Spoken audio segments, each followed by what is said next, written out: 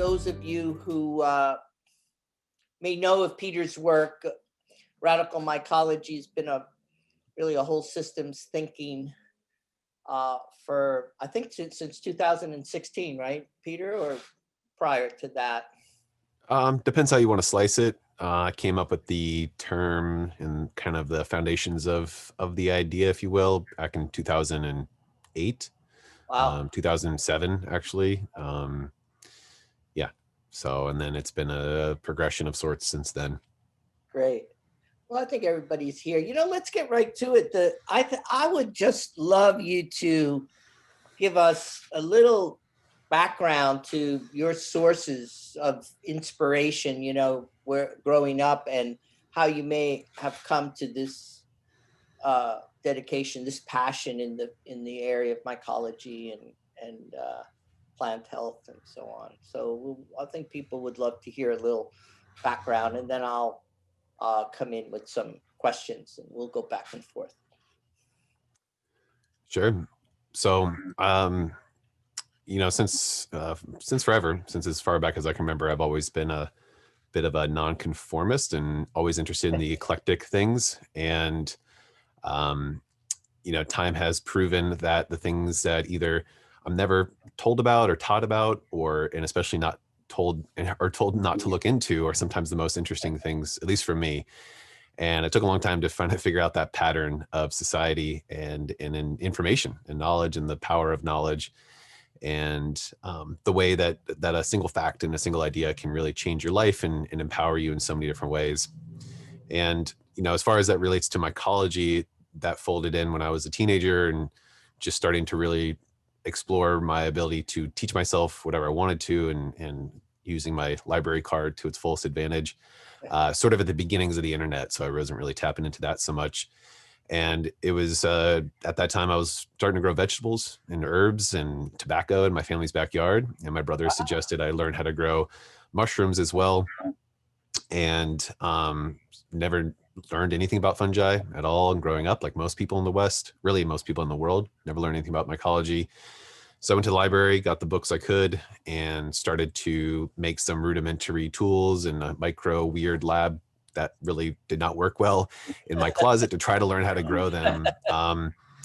And mostly grew a lot of mold more than mushrooms, but I got the bug more about just fungi in general, just saying, wow, this is an interesting topic. The books I was reading gave a little introduction to their biology and ecology. And I already knew a little bit about plants. And I said, wow, these are really different than plants and, interesting. And it just became another interest of mine among many others that I carried. And as the years progressed, I tried to talk to friends here and there as it came up. And apart from, psychedelics as a teenager, my friends didn't care about, fungal ecology or something.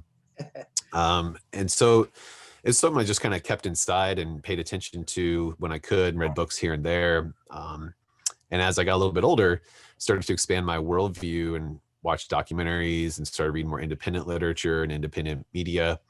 And, started to think about, the state of the world beyond the suburbs I grew up in. And every time I would watch a documentary, especially ones related to the environment, it always stood out to me that, in a small way, that fungi were just never mentioned, and all this talk about protecting the forest or something and how important plants are and things. It was just the word mushroom or the word mycelium or the word fungus, just never came up, even in passing. And it just stood out to me. I was like, well, aren't these things kind of a big part of the environment? And as I got older and I started doing more kind of activist-y type stuff and just volunteer work, mostly on a social front as opposed to environmental work when I was in my early 20s, I tried to talk to my friends. I was living in New York City actually at the time, and they were interested, but they just didn't know anything. They couldn't really relate. It wasn't part of the milieu that we were involved in, and it wasn't like a thing to talk about how mycology was important for making the world a better place. And eventually I moved to Olympia, Washington, to go to college, and made some friends who actually saw these connections and shared them with me, shared my excitement around blending mycology with social and environmental efforts to make the world a better place, and came up with some ideas. And I shared a lot of ideas I'd been stirring and a lot of connections I'd been sort of holding in my head for a few years with my friends then. And they all thought it was such a good idea that we talked about putting it into writing. And then a couple of years later, I finally did, and I titled the first little booklet, trying to summarize some of these grandiose notions. Radical Mycology. It was just sort of a natural title that came out of my mouth one day. Like a zine, right? It was printed though, printed matter, right? Yeah. It was a zine. Yeah. Basically just spent like 6 months researching, writing that. It was the first zine I ever really made. I made a few as like a teenager, but it was the first real one that I put some effort into. And yeah, it was pretty much just for me and my friends. I thought nobody else really cared because in all my experience, nobody cared. But after I put like 6 months into it, I said, well, I'll try to get it out there. And I shipped it to pretty much every zine distro in the world, thanks to a Slingshot organizer, catalog or directory, and eventually to the local bookstore, Radical bookstore in town. They wanted to sell some. And then soon enough, I was selling thousands. And eventually I said, I think actually people care about this thing. Maybe this is actually interesting to others. And after a few years of that, my friends suggested actually we put on an event we called it the Radical Mycology Convergence. And we thought maybe 50 people would come. Ended up having around 300 come. What year was that? The first one? That was 2011. So the zine came out in 2009. Yeah. We first chatted about it 2007, and then it took me about 2 years I traveled a bunch and I just couldn't let the idea go. And I was like, I got to write this zine. So I wrote it in 2009. And then we had the event in 2011, and 300 people came when we thought maybe 50 would come. Wow. And I ended up being one of the main teachers when I thought I would be in the audience. And that just, all these things just showed me like, wow, this is a thing that people care about. And there's really no way to access it. And nobody's really talking about these things. Most people, all they care about is, can I eat it? And I'm interested in all these other aspects of mycology, and maybe there's something here. And maybe this is something I could contribute to complement all the other skill sets that my other friends had. Originally when I started going to college, I was a lot more interested in herbs, and I thought I'd be, one of the dozens of herbalists in town. And I realized, actually none of my friends know anything about fungi. I'm the only like mushroom guy. My one other friend knew a bit too. But I was like, maybe this is the thing I should really add to the puzzle and sort of focus on that to support my community now and into the future. And then it was really, a couple years later after the convergence, I was like, all right, this is the thing that like is clearly needed. And very few people in the world are actually doing anything in this regard. And, this seems to be a helpful addition. And can you that was about 10 years ago. Yeah. Can you help us with some insight? Why would this science, which let's agree is a mega science, right? So why has it been so neglected and underappreciated? Can you provide some insight to that? Because I think we are realizing that we've not been, that education, in school has not been available in any way, and I'm just curious what your insights are. Yeah. I mean, it's a kind of $64,000 question. Most people might point to in the West, say in the 1800s, this aversion to the notions of decay in Britain or things like this, where a lot of intellectualism was sort of laying the foundations for modern education systems. And as a part of that, things related to the untamable were excluded from education. And that's a pretty easy out, I think. At the same time, plants were being studied, right? And almost everything else about the natural world was still being studied, and wild animals and things were being embraced and looked at. Mushrooms, sure, they might grow out of dead wood, but that obviously builds soil. I got to imagine ecologists of the time understood the value of decomposition to some degree, right? So why would these things that, they grow out of dead stuff, just that's run away from that? It's kind of really simple. If we talk about fungi are bad because they grow, they consume dead things, then what are we? We consume dead things, right?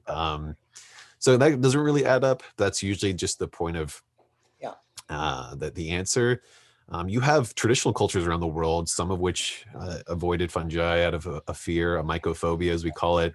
And many, of course, embraced it. And they also, depending on the culture, embraced the notion of death and the importance of death and all that comes with it. So all that being said, I don't have a great answer about why it was excluded. Another good, I think a little bit of a better answer is just the science is incredibly young. It's one of the youngest natural sciences, especially relative to how massive we now recognize it being. It only got formalized about 250 years ago And for most of those last 200 years, it was just a handful of people relative to almost every other natural science that really spent a lot of time dedicated Yes, to yes. primarily just naming and sorting out what species are out in the world. Yeah, the And taxonomy, right? Yeah, yeah, mostly taxonomy. All yeah, the applications, all the interesting stuff is, we only got good at cultivating fungi really about 100 years ago. Think about 10,000 years of plant domestication. There's a pretty big difference, yes, cultural infusion. And so there's that, I think, makes a good bit of sense. And then these more modern applications, the mycoremediation, clean pollution, building the houses of the future out of mycelium, yeah, right? yeah, yeah. That's all super Definitely. new. Yeah, super new. And I think Merlin Sheldrake, who we like very much. He wrote this recent book entitled Life, but he speaks that there was a lot of academic discrimination in a way, right? That in the academic circles, there wasn't much funding or everything was slanted in a certain direction in terms of research until recently, right? So that might influence it as well. It's just kind of extraordinary when we think about it in what we're realizing today of its power. But the the thing I like to get to is that the radical mycology is kind of a whole systems thinking, right? That it's not just about the mushroom, right? Because we could have a great talk about what are the medicinal benefits of lion's mane and reishi and so on. But I think it'd be very interesting to dive a little, unpack a little bit, dive a little deeper into this notion that radical. You talk in the book that radical means root, right? The root, and I don't think people when they hear the word radical don't always understand that context of the root and the fact that the radical mycology is a framework, right? It's a way of looking at the world in a certain way, the way the world is organized, and learning more how fungi influences. If we look at how fungi forms and develops and collaborates and works its way in, it's really the history. I think you talked to it. The history of nature is in the DNA of the fungi. So give us a little more, of your guidance around this whole systems thinking and a way of looking at the world, which then opens people up to the real macro benefits of this philosophy, this approach, which I think is so inspiring. Yeah, I mean, the word radical has a lot of baggage, and so if I could go back in time, I'd have chosen a different name or something. But it gets, if you can step aside from all the um, the relationships one might have with that word and look at the etymology of it, it does mean that the root and getting to the source of the issue. And in a more mycological metaphor, we might think of a mycorrhizal relationship where which is in nature, mycorrhizal fungi connect with plant roots, form a symbiotic relationship, and also connect the root systems of many plants together, even different species, and move nutrients between them. And so it's not just that we can point, and this is the way I approach all aspects of life. We can look at one issue in the world, big or small, and say, this is an important and problematic thing or whatnot, or a great, wonderful thing. But we always have to look at how it's related to everything else. Everything's connected, and so much of the news or whatever is so topical and superficial often, and it's very immediate and what's in your face today, without ever often taking things into context. And it's an outcome of how we're taught to think in disconnected facts. We never really taught to think systematically and in relationship to history and the great conversation, as they call it, of history and of knowledge rather over time, and the evolution of thought. And this is how I've taught myself. I mean, I've taught myself many things on my own, and I'm thankful to have had the time and space to do that, because it makes me able to put things in relationships and to see connections where others might not be, if you haven't been given that freedom to learn Sure. those things, and especially been trained to only sort of repeat what was on the test. And so, and mycology is just a wonderful metaphor for that, because physiologically, mycelial network is this Lee netted pattern that is exemplary and archetypal of natural systems. Pretty much everywhere you look, a nettedness of some form is found, as opposed to say symmetry or something. It is a much more universal pattern, or it's not really truly a pattern. It's a expression of the flow of life, as the Taoists called it. They called it Li. That is found more Flow of commonly in, life. That's nice. Yeah. Hmm.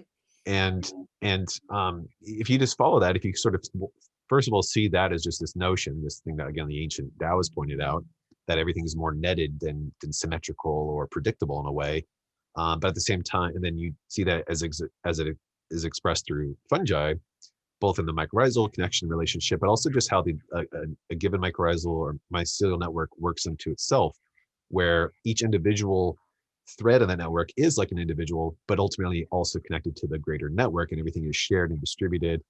And there's a lot to compare there with individual humans doing their own thing in their own little worlds, but still connected to the greater culture that they come from, while also directly influencing their external environment.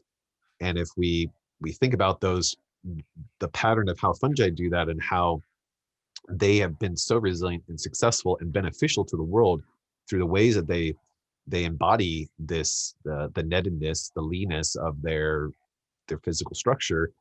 Is there something to learn from that on many different levels of how humans relate? Now, the most obvious one is, maybe we should be a little more decentralized in our power structures as humans.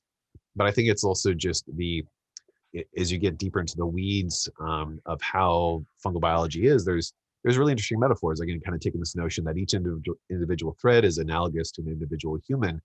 Well, if you understand all the details of how those individuals work, how they're finely tuned to respond to the environment and learn from the environment, and to overcome challenges in the environment through sort of cultivating internal will and strength, there's some inspiration there. It might Yeah. be poetic, it might be reaching to some, but it's what else can we do from nature other than extract from it? I think much more importantly, learn from it, as traditional cultures did. And you can learn a lot from plants. You can learn a lot from a mountain and from your house pets. What can we learn uniquely from these really incredible organisms that are one of the largest branches on the tree of life, and in many ways foundational to all natural cycles, and yet avoided by the vast majority of people on the planet, and one of the least understood aspects of the natural world. There's a lot of sort of mystery there, a lot of excitement, I think, which is part of the intrigue. There's the reminder that there's so much we don't yet know, and that the future isn't entirely written in stone, as sometimes we're taught to see it to be. And fungi just remind us this Yeah. through that sort of practicality aspect, but also through so many layers of metaphor, which would take forever to Yes. fully unravel. Yes. Yes. Absolutely. And I think it's a the man over nature paradigm. Of man conquering and controlling nature, which is more and more being demonstrated that paradigm can't really continue to exist. So, uh, and the decentralization of the fungi, which is also very interesting in the context right now of a world that's, let's say, going through decentralization of financial networks, with crypto, crypto technologies, and the decentralization for a lot of people. Generally, for a lot of people, it's a bit scary, right? Because where is the connection? So well, when the fungi is decentralizing, right, encouraging decentralization, how does the fungi then teach us that that doesn't mean we can't be really connected to each other, finding new ways to connect? Because connection is a very big theme these days, particularly after such a challenging year, with the COVID. So the connectivity and how we reacquaint ourselves with the importance of connection as human beings, as citizenry. What can we learn from the fungi and the mycelium that can give us more confidence that that fungi is a teacher, in this regard? Yeah, I mean, it's kind of goes back to what I was just alluding to, where if you're new to the concept, so mycelial network is the foundation of 99% of fungi. It's a net of tissue, and each individual thread at the end of this network is some, millions of little tips, hyphal tips as they're called, and they operate independently in many senses, and yet they're connected to the entire network. And we call it a culture, culture of mycelium. And so each hypha, as they're also referred to, each hypha is analogous to a human. So, and at the tip of each hypha is a unique structure. It's unique to fungi, called a Spitzenkorper. And it's very much like the brain of each of those threads. And so there's millions of individual brains in this culture, all learning about their little piece of the world, interacting with it, doing incredible, unique, truly fungal capabilities and actions that only fungi can do to influence the world around them and to make the world healthier, the entire world and the ecosystem healthier. And engaging with the world, the external world that is not itself, but they are changing through its direct actions, and also responding to and learning from and dynamically engaging with and feeding all that knowledge and information back to the greater culture. And that goes on to help evolve that culture over time. And so there's the obvious connection to our activities. How do we change the world forward in front of us, both in space and in time, or both at the same time? And what are we doing through our activities? How is that feeding back, and how are we feeding back to the larger culture to make it healthier and stronger and more resilient, as fungi so clearly are through their incredible biology? And then more, abstractly, it's kind of like there's the mycelial network of knowledge through time, and it's each of us is learning information, and it's not just the sort of cultural. There's different definitions of culture. What defines a culture is not just your clothing and your language, but it's also your beliefs and ethics, and maybe your religion or spirituality. And these are all these layers of culture that we might be contributing to through our actions. I think some of these higher levels of cultural development are sometimes lost to us nowadays with the proliferation of technology, and some of the more, important foundations, the more timeless and durational foundations of culture are not as embedded, because we're so caught up for a million reasons in the day-to-day and the things that are more superficial or topical or whatever you want to call it.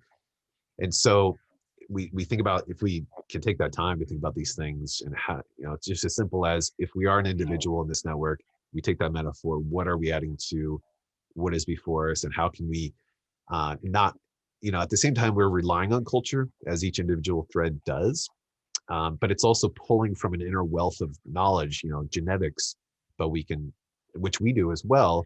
But there's also our inner wealth of knowledge that's in the collective unconscious, or our own subconscious from our life experience, or just our, prefrontal knowledge of what we've learned and continue to learn, and how do we use that to make the world right in front of us, increasingly better and healthier, not just for us, but also the actions we provide ripple out and feedback to our culture, but all the cultures surrounding us. And so, I believe in the distinction that there are different cultures. There's very different ways humans have lived and developed, and they're all wonderful, and they should all thrive on their own and respect each other and all these things, and interact in ways that make sense.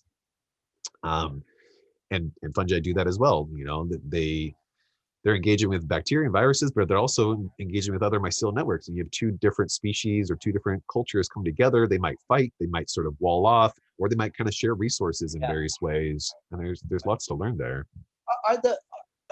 I'm just curious, are the fungi gender fluid?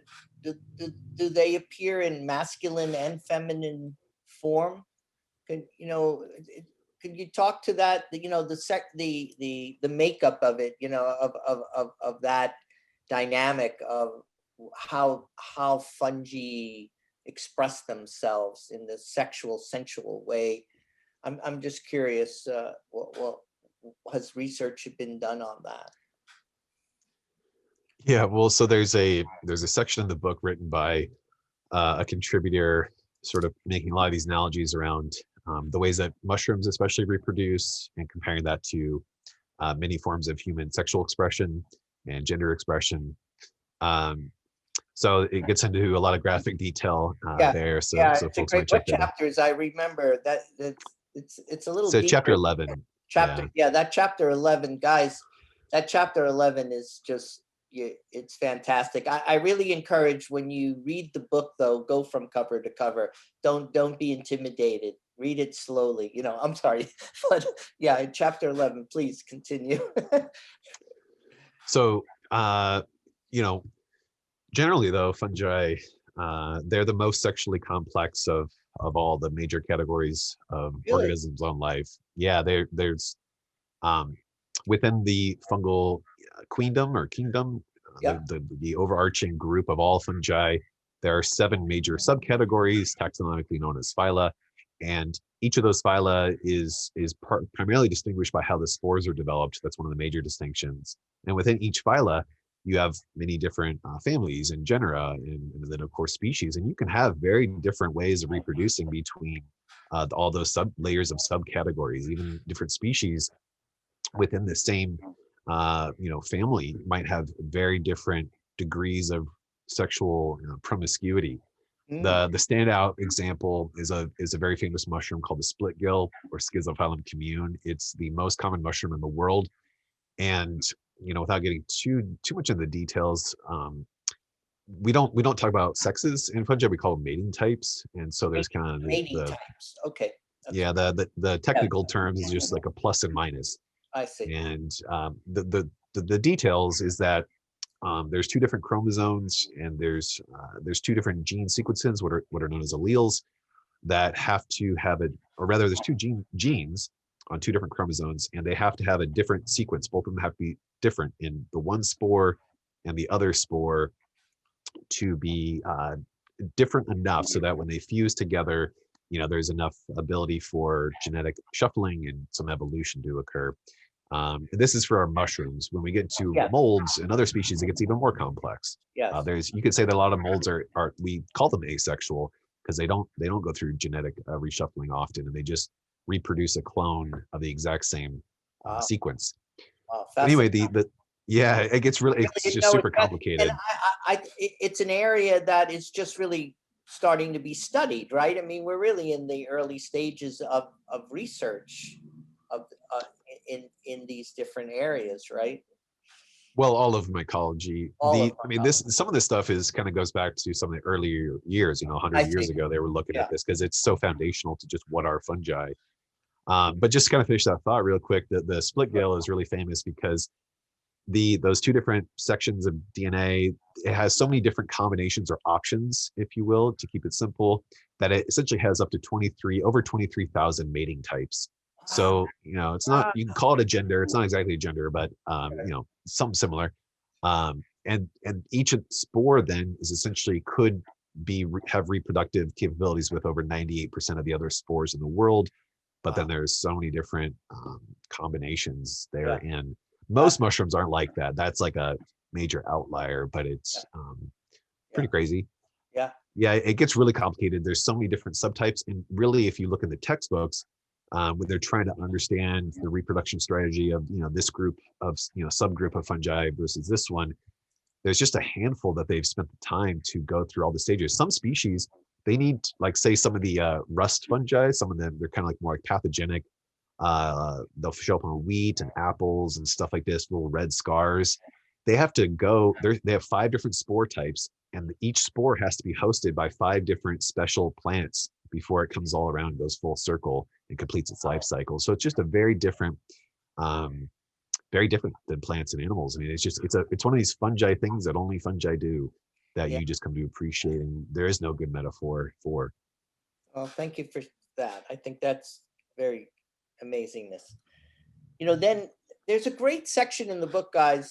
Well, it's a fairly, this is a real treatise, so where Peter takes us through the kind of decoupling and demystifying cultivation, cultivation of mushrooms, and really there certainly I'm not someone that would rush to cultivate, right? But when I was reading it, I started to realize that a very big message in the philosophy, I think, is the self-reliance that we almost could imagine, Alchemist's kitchen, the kitchen of the future being a whole new generation of appliances where we can do it ourselves. We could imagine growing and harvesting and cultivating mushrooms for ourselves and the family. What's your give us some of your insights and thoughts about the whole approach to cultivation, particularly here in the United States, where we are today in the cultivation, what people should look for, and what you think the future might hold for us. Well, like I said a little bit ago, we have to put it in context. So plants were domesticated roughly 10 plus thousand years ago and well studied since then. Mushroom cultivation started roughly 1,000 years ago with shiitake log cultivation in China, is the current belief, but really didn't get refined to what we consider more technical lab-based protocols until about 100 years ago in Pennsylvania. And for the 20th century, a lot of the research nationally and around the world was trying to take some techniques developed at the turn of the century and streamline them. And some of the early stuff done the first half of the century was just crazy compared to how to the extent they went to be sanitary, and how clearly little understanding they had about what it kind of takes to grow mushrooms. You flash forward to today, post internet revolution, mushroom cultivation in my mind is on par, depending on your scale, it's really on par with any other fermentation hobby. It is a fermentation hobby. The mycelium is fermenting technically what it's growing on. So if you want to think about it like that, if that's easier for you, then you can put it in the same category as making really good homebrew beer. Takes some special gear, takes a little bit of a learning curve, takes some messing up here and there. But once you dial it in, you could be drinking a home brew and eating a plate of mushrooms you grew and cooked while you're doing the So next the batch right in your kitchen. craft beer movement is not is an interesting reference, because I think we're all aware of that development, right, of craft beers and obviously home brews, but that's a great reference of helping us to demystify and encourage people to feel excited to explore, buying some grow kits and getting into it, for that purpose. And just like home brewing, I mean, there's really sort of bottom of the rung quality of homebrew beer you can make, and you made some beer, and it'll give you a buzz. Doesn't taste that great, but it works. And same with cultivation. There's some really low tech, low cost, just no concerns approaches, and you might get some fruits, and that's awesome, and it's super fun. But as you get more into it, you get more kind of serious. You just passionate. You start going up the ladder, investing a little bit more in tools, trying to get bigger yield and just better quality and all the details. And then it just becomes another, life pursuit like any of these other Do passions. you, do, do you anticipate that the interest in mushrooms, both medicinal, culinary, and obviously eventually the psychedelics, hopefully for the treatment of mental illness, mental care, do you anticipate that will grow like a wine industry? It will just really blossom in many different forms, but become a more recognized part of the regenerative agricultural movement? Is it got that kind of potential? Well, it has huge potential in every aspect of society, not just regenerative ag, where it certainly is a major tool for the toolbox that most people don't know exists in the hardware store. But really, every aspect, many aspects of human society are already infused by fungi or with fungi or fungal products, and we just don't hear about that, or it would be well suited and well served to better embrace the benefits and many gifts of fungi. So there's lots of examples. I guess just sort of what we're going off of as far as just cultivation of gourmet medicinals. Will the industry grow? I mean, clearly, absolutely, the trend is just skyrocketing. You look at parts of Asia where mushroom cultivation and consumption is just standard par for the course.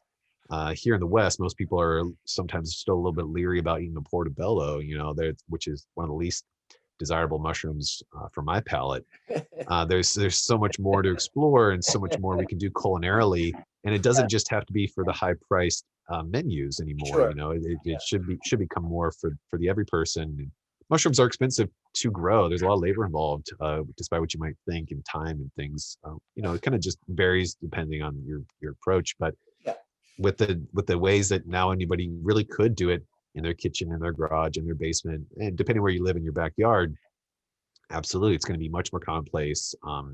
As you see so many different practices and local food, local economies, better resource management. Fungi are the resource managers of the natural world, so they could certainly help us better manage our resources through as educators in their own right, but also through their capabilities, taking waste streams, agricultural residues that we have no other means to upcycle with, and growing a crop of fruit bodies, mushrooms off of, and then thereafter getting something that's better to eat, serve to animals, or better to put as a top dressing in the garden, things like Yeah, this. yeah. They're the loop closers, Amazing. Yeah, well, I just want to start to encourage people. Please feel free to put a question up on the chat. Anything that you'd like to ask Peter. We really want to encourage, and I'll moderate that. To pick up on your point, Peter. So then, if we looked at the proposition that a deeper connection, whether it's through the culinary, through the medicinal, uh, that really, when we approach climate and coming up with solutions, near term, longer term, the fungi has a great deal of potential, right, to be a companion and ally in uh, helping to restore some of the the benefits that were taken away from the soil, from the land, waste, and the decomposition and the regenerative aspect. Maybe be good to share a little more of that opportunity, that prospect, which is a very healthy one with us. Sure. I mean, fungi are, um, as I've sort of already said there, in my mind, they're central to almost any natural cycle. Fungi come first in my ecological paradigm. They did come first, right after bacteria in the evolution of life. Plants and animals descend from fungi. They're our eldest ancestors in this way, and they've sculpted the world around us. And they choose today which plants live, and ultimately which insects and herbivores and carnivores live in most habitats. So if we think about it like that, there's some respect due, and some observations to be had, and then some applications to be developed to take our nascent understanding of fungal ecology and our burgeoning cultivation skill sets, and combine those two to apply fungi in ways that have never been done really in human history, So and to fantastic. Yeah. reconsider what it means to engage with these species. Not just can I eat it, but how can I regenerate the natural world that's been devastated over the last few centuries, especially our soils, in all the ways. Fungi are critical players to soil life, as all the players down there are, but fungi, and there's many types of fungi down there. I don't want to just lump them together as many people do. All the types of soil fungi are critical. And if you're missing some of them, as if you're missing the protozoa from your soil food web, it's not going to work right. But luckily we've come farther from soil as inert minerals to there's some biology down there, and I think thankfully people are recognizing that. In my biased opinion, we just need to flesh out some of the fungal components of that conversation a bit more. But I bet the protozoa and the nematode people could say the same. But there's a lot to be said, and there's a ton we don't know absolutely about the black box of soil and fungal ecology down there. But there's a lot of applications that are somewhat starting, and a lot of good research that has been done, but just more people that kind of need to put the trials to the test in their own backyard and in different biomes. Absolutely. One really big takeaway tonight for all participating is to really begin to ask about soil and soil preservation. We encourage that at the Alchemist Kitchen. We try to connect people when they're looking at plant-based health or mushroom, how those plants are being grown, and asking more. The quick answer is always, is it organic? Is it organically grown? But there's a deeper connection, I think, a deeper questioning, that if the consumer, we can educate our consumers to ask questions about soil, and put transparency to the test as a consequence of the radical mycology thinking. It's a great takeaway for consumers to become more sensitized to soil preservation, how important it is. I mean, Absolutely. there's the food we eat is a vector, not just for nutrients, but for microorganisms that we ingest, and they inoculate our bodies. A lot of the fungi inside of us, the mycobiome, is provided through the food we consume. And if we're eating food that is devoid of fungal diversity on its exterior as well as its interior, the fungi that live inside of plants known as endophytes, we're probably missing out on a critical component of human digestive, evolutionary, ecological systems. The chlorinated water we drink, might be killing off some of these fungi if we're not repopulating them. How is that influencing not just digestion, but immune response, as these fungi seem to influence? These are actually massive questions that are just starting to get looked at. Um, and perhaps the food propagation and agricultural practices of the future will not just focus on spraying and adding beneficial fungi to increase the plant's health, but ultimately to better inoculate it as a vector for our body's ecosystem's health. Sure. Our guts being somewhat like inside out roots. We're depending on many of the same organisms and fungi in the soils. Cool. That's so important. So let's go to some questions. Giselle, she's asking, um, what does it mean to have a wide variety of genetics in regards to cultivation? I don't know. Uh, I'm not really exactly sure the question. I can kind of take a guess. So, I mean, when we're talking about mushroom cultivation, um, just as there's 1,000 types of tomatoes and potatoes, there's not just one type of oyster mushroom or lion's mane. There's many of what we call strains. We don't call them varietals so much as strains. And so a cultivator will covet a high quality strain, just as a vegetable farmer covets a good quality varietal of cucumber. Um, to get good strains, you're often acquiring them from the cultivation industry or through some sort of supplier of sorts. To develop your own high quality strain can be done through taking spores and combining them and basically trialing lots of different spore combinations and seeing which one yields the best. But that takes a lot of time and space and resources, which you could do, but the mushroom cultivation industry is doing that for you to develop, the next generation of high quality strain. So I don't know if that helps, but say Sourcing for strains and it's very important. And yeah, so I mean, I have many strains of shiitake, and they perform differently. You might grow them for different reasons at different times of the year because some prefer cold versus warm temperatures, things like this. the does the this is from Marie. Does the book uh, cover the topic in some way of land restoration or for small farm crops? Or if not, can you point um, point us to some resources that are good to get a foundational education for this aspect of mycology?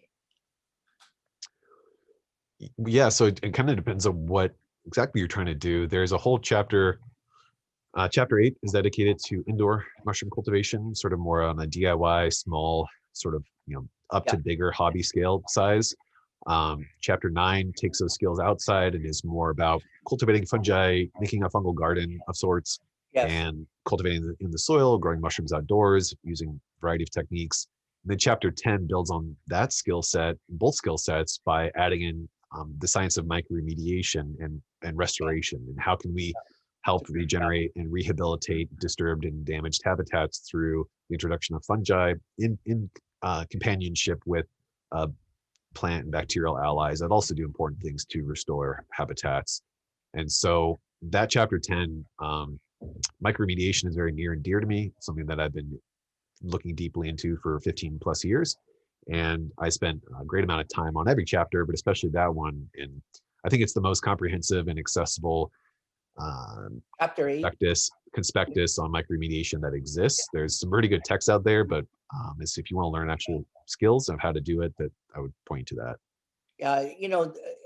It's very, very, once you get into each page of each chapter, it's really broken down. It's very digestible. It really is. You can really follow the recipe. Peter's got a whole bunch of recipes in there that are pretty cool. Any advice for a newbie on how do you start foraging if you want to start going on a hike, and open yourself up to connecting to mushrooms through foraging? What are a couple of tips? Well, one of the best bets is to join your local mycological society for a lot of reasons. So making new friends, making sure you don't mess up. Sometimes they'll take you to some really good local spots, so you get a good starting place about where to go and when to go. Both those things are, need to be done at the same, done together, known together, I guess. Yeah, if you can't do that for whatever reason, then a lot of people would point you to, and myself included, to what we call the foolproof fungi. These are species that basically have no very close lookalike and are pretty much foolproof as far as if you find it, there's nothing that looks like it, and it's edible, and it's pretty good edible. And that list varies slightly by region, but in most temperate forests in the northern hemisphere, and it includes mushrooms that are known as the shaggy mane. Different people will say different things, so I'll put out a few, and you decide which one you feel most comfortable with. But shaggy mane, lion's mane, chicken of the woods. Morels is a little bit questionable, but you can look that up and decide for yourself, and look up the lookalikes for morels, which to me they don't look anything alike, but some people apparently they do. And I think there's one or two more, but I'm kind of forgetting off the top of my head. But just you can look up foolproof fungi or foolproof mushrooms, and you'll find multiple websites with a list of 3, 4, 5, 6 species, most of which overlap. Yeah. Well, in this, we just had spring equinox, so and out here, we're having in New York, this area, East Coast, we're having a burst of warmer weathers. So the combination of vaccines and perhaps we're pivoting to the light, and the days are longer, and it's spring.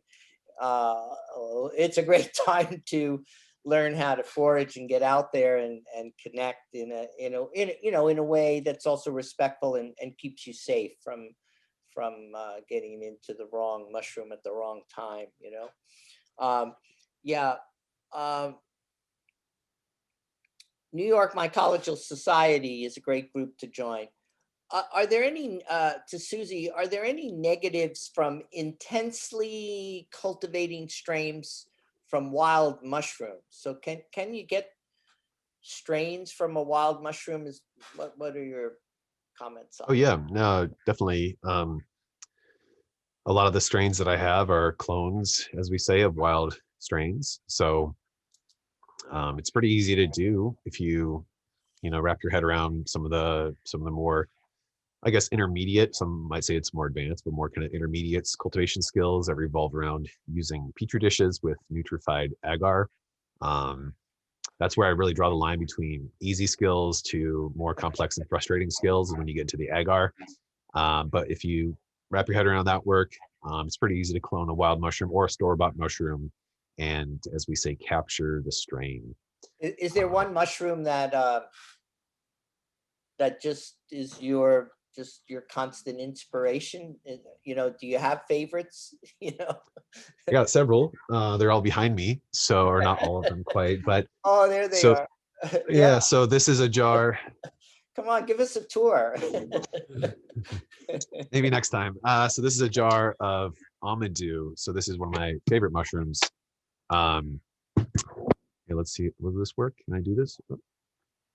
Oh, I don't have the camera on. I don't have the overhead on. But this is one of the most important mushrooms in European traditions that I relate to, and but also all around Eurasia, ancient Eurasia. There's a lot of customs, traditions, and practices around it. So it's pretty important from an ethnomycological standpoint, human-fungal relationship standpoint. And so I really appreciate for that. It's medicinal to some degree, but not so much. If you were going to consume that, you would grind it up and take it in as a tea. How? Yeah. It's a woody mushroom, so you wouldn't be chewing on that. Yeah. You steam it.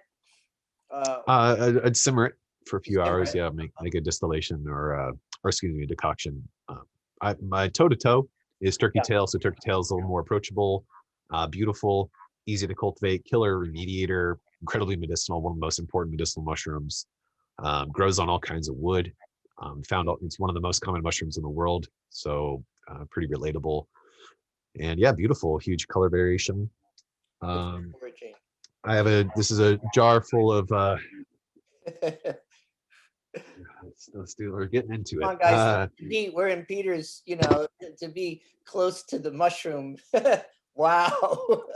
So of course, I love fly agaric. This is a jar of it. For all the reasons. So I recently had an essay in a really wonderful book, the first of its kind. I'm not going to grab it across the space, but called Fly Agaric on this mushroom. The first book of its kind dedicated to our very important, the most ethnomycologically significant mushroom of all time, above and beyond any other species.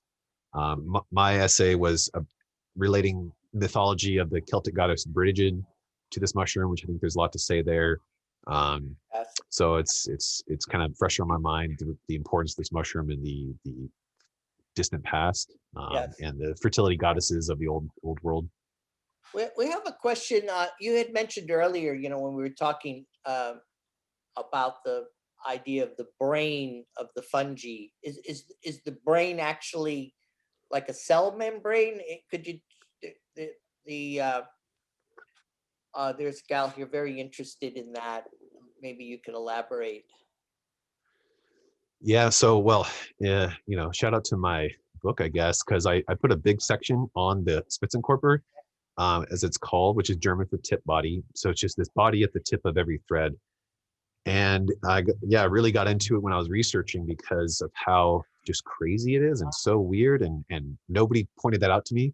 None of the books pointed out the way that I tried to point it out. I had to piece together lots of citations and lots of one sentences from papers all across the spectrum to give a holistic picture of how incredible the Spitzenkorper is. And just hyphal extension, the growth of each thread, how that occurs is just like a total mystery and totally bizarre and insane. But the Spitzenkorper, as we understand it, it's a cluster of bubbles of unknown chemicals. And it's inside of cells, we call the substructures organelles. So we have like the endoplasmic reticulum, we have the Golgi apparatus, we have the nucleus, we have discrete and distinguishable structures. The Spitzenkorper is an organelle-like thing. It's not a defined structure. So it can be many or a few of these little bubbles of chemicals. Wow. So it's a cloud of unknown chemicals. It's at the tip. It's clearly receiving the signals and responding to it by communicating with all the other structures in the cell to produce the appropriate compounds to then execute and release through the tip to digest or defend whatever's in the path, defend against. At the same time, it's dissolving and rebuilding the tip over and over again, like a perpetually blooming lotus or something. That's how I like to think about it. And at the same time, this cluster of compounds, they can split off and form a subspitzenkorper, which will travel backwards, lodge against one of the walls, and soon thereafter, a new thread will break out of there. So it's a big part of designing and structuring the network. How it does it, there's some hypotheses that have been promoted or suggested some over time, none of which add up and they all conflict. In my book, I actually propose a novel hypothesis based on research by a professor at the University of Washington and his decade of research into the mysterious effects of water and the mysterious properties of water. And I basically worked with him to combine his research on what he calls the fourth phase of water, where water enters sort of a semi-liquid crystal state. And you can, through those properties in that state of the fourth phase of water, he has a book called The Fourth Phase of Water, Professor Gerald Pollack. It explains actually a lot of the mystery around. So should put that in the chat. That sounds like a great book. For people that want to get to know your work a little more or follow you, what are your recommendations? How can they, in addition to the book, if they want to connect with you or follow or be in your network, what's your recommendation tonight?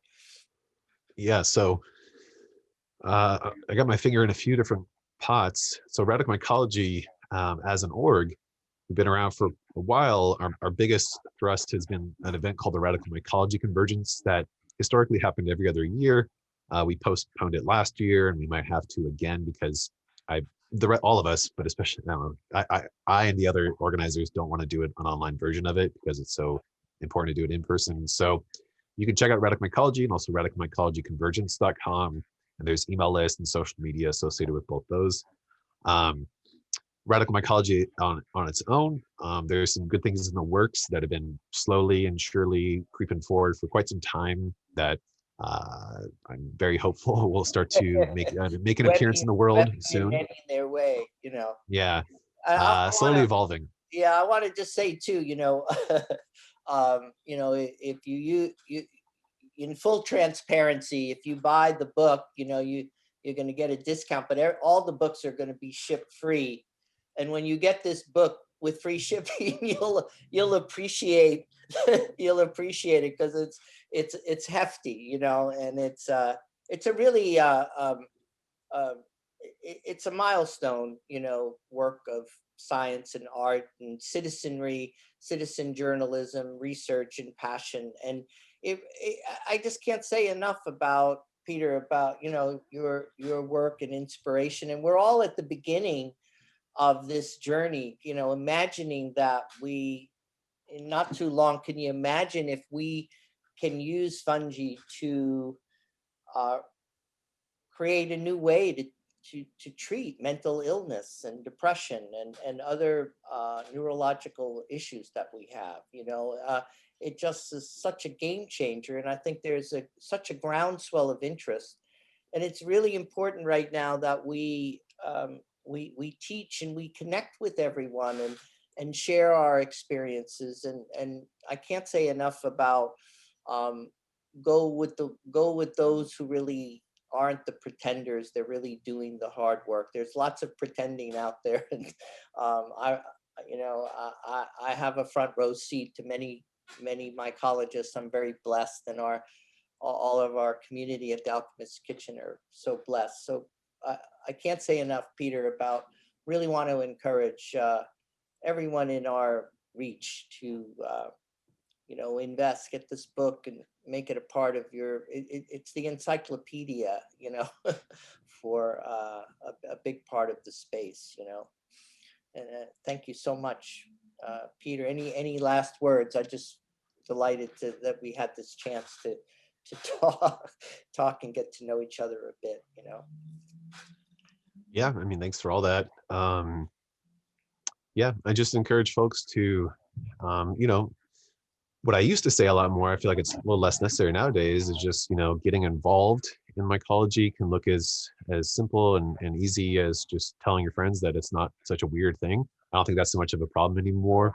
Um, so beyond that, just learning, recognizing that there's you just taking a step back and saying, hey, did I learn anything about mycology in all of my education, no matter what your educational background is? And the answer is probably no, based on all the people I've met and such. So it's nobody's fault. It's not your fault, nothing like that. It's just like that's where we're at culturally. Just most people are just uninformed.